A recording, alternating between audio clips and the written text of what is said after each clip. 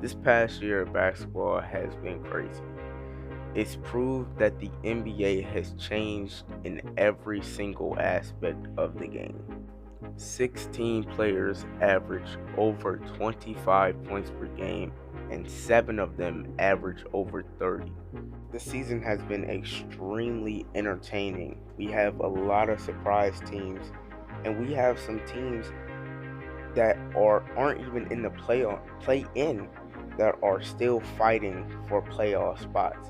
We have teams from 3 through 13 in each conference that are going back and forth from slot to slot in each conference from game to game.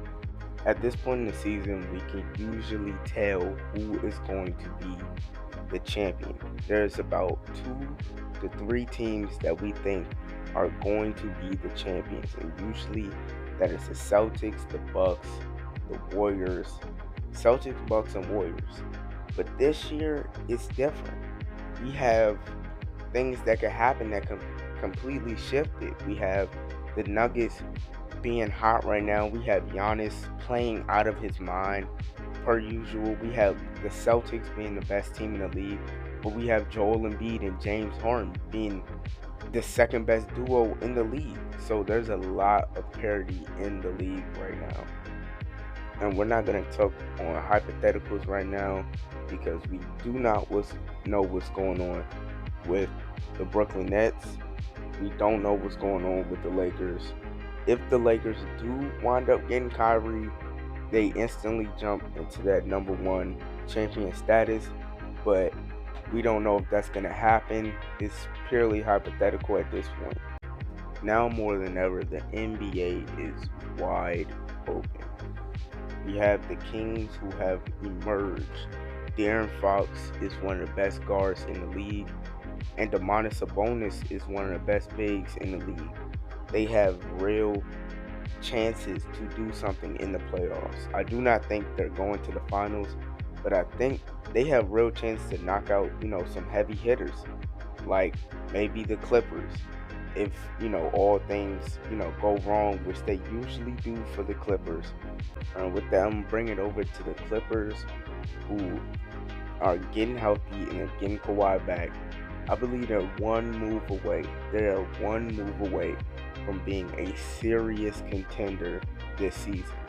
If they can somehow get Kyrie, they are a serious championship contender, and they are the best team in the West. They have one of the deepest rosters in the league, which has not prevailed for them so far. But with Kawhi getting back and Paul George playing like an all-star, this team could really, really do something nasty in the playoffs if they make that one move, to get a better backcourt and, improve at that point guard position. Speaking of point guards, Damian Lillard has been the best point guard in the league this season.